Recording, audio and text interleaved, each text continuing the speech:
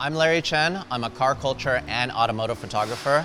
I do a lot of work with Toyota behind the camera, in front of the camera sometimes, and also I love building their vehicles. Of course, we start the build the hottest day of the year in Southern California.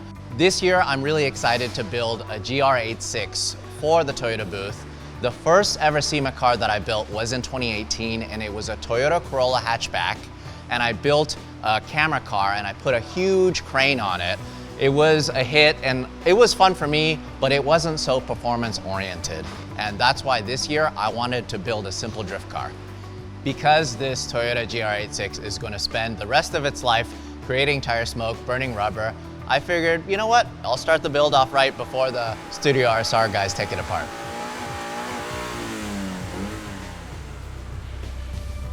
Toby! We're here!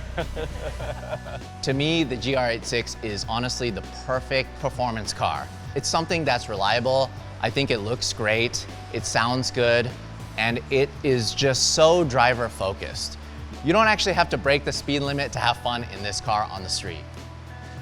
A lot of times when people actually pick up the sport of drifting, they have to have two vehicles. They have to have their daily driver and they have to have just a purpose-built drift car that's fully caged and has no air conditioning, no radio, all that. But the point for me is to build something that anyone can build.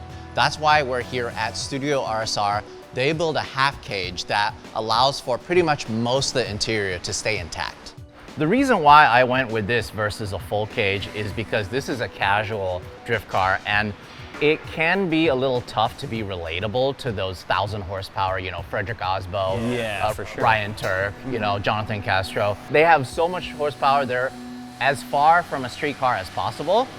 But this being still like a street legal car, you eventually could potentially revert this back to stock as well.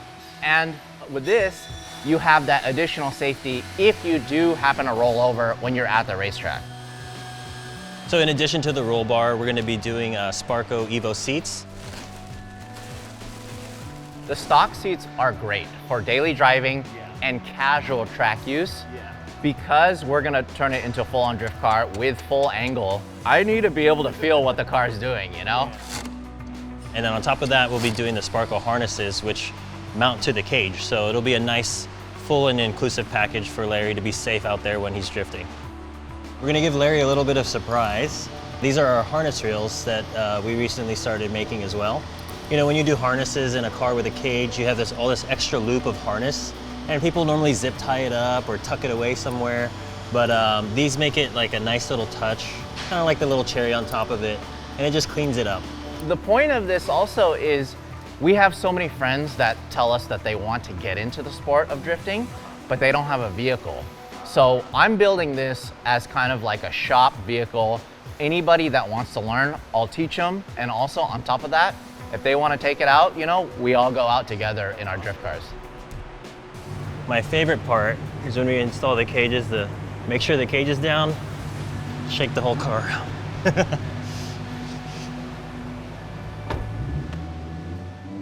After we're done here at Studio RSR, we're actually going to take it to my shop and we're going to do angle kit, we're going to do coilovers, we're going to do wheels, tires, we're going to do intake, exhaust. The GR86 is the perfect platform to build a streetable drift car that you can drive to the track and drive home with.